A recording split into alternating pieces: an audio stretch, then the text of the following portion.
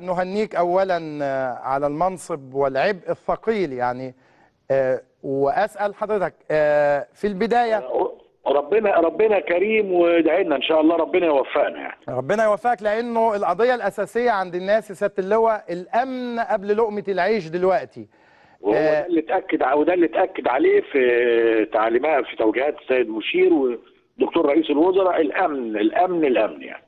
طب ربنا يعيننا ونعيد الاستقرار والامن، لان الامن زي ما حضرتك عارف الامن احساس، فلازم نوصل الاحساس ده للناس. طيب اذا استقر الامن هتستقر كل حاجه. طيب سيادة اللواء، في جلساتك مع المشير محمد حسين طنطاوي ومع الدكتور كمال الجنزوري رئيس الحكومة اللي حصل على صلاحيات رئيس الجمهورية، يعني هو الآن أصبحت له صلاحيات رئيس الجمهورية، في الحديث معهما يعني التوجيهات الواضحة لحضرتك إيه؟ ما فيش حديث منفرد، هو كان في اجتماع بعد حلف اليمين، وفي ضمن الاجتماع السيد المشير أكد على الأمن.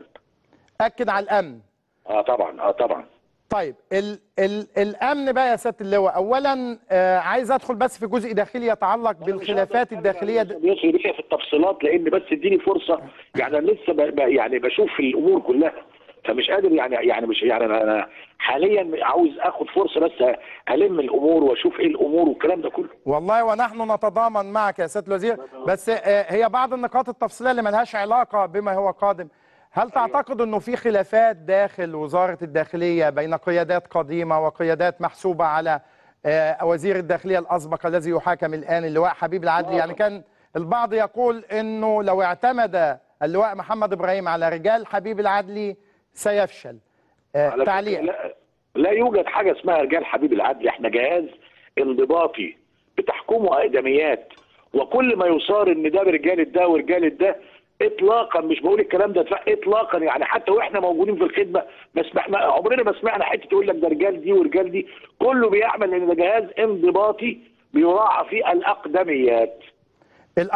بس الاقدميات في ظل الثوره يا سياده اللواء اثارت جدلا مع اللواء منصور العيسوي، لانه كان دائما متهما بانه يحيط نفسه برجال حبيب العدلي.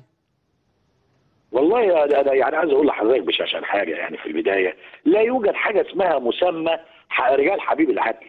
في كل واحد بيشتغل في منظومه كامله، منظومه امن بيقدم، كل واحد بيقدم دوره، يعني اللي في الامن الاقتصادي بيقدم دوره، اللي في الامن الاجتماعي بيقدم دوره، اللي في الامن العام بيقدم دوره، انما لا توجد حته دي انا مش عارف يعني حته ان يقول لك دول رجال حبيب العدل ومش رجال حبيب العدل. طب ما حبيب العدل هو فين دلوقتي عشان يبقى رجالته ومش رجاله؟ لا الكلام ده انا مش بقول لحضرتك عشان حاجه، انا بقولها لك ولسه يعني، انما انا عارفها اصلا، ان طول عمري يعني الفتره اللي فاتت كنت دايما في الاعلام بتكلم ومعايش من بدايه الثوره، معايش الاحداث، لا توجد حاجه كده صدقني وحاجه اسمها رجال حبيب العدل والكلام ده. طيب سؤال بس سياده اللواء، القوى البشريه والفنيه والتقنيه لوزاره الداخليه، لانه البعض يقول ان وزاره الداخليه لم تستعد بعد قوتها، هل انت في حاجه الى معدات جديده؟ هل انت في حاجه الى قوى بشريه جديده؟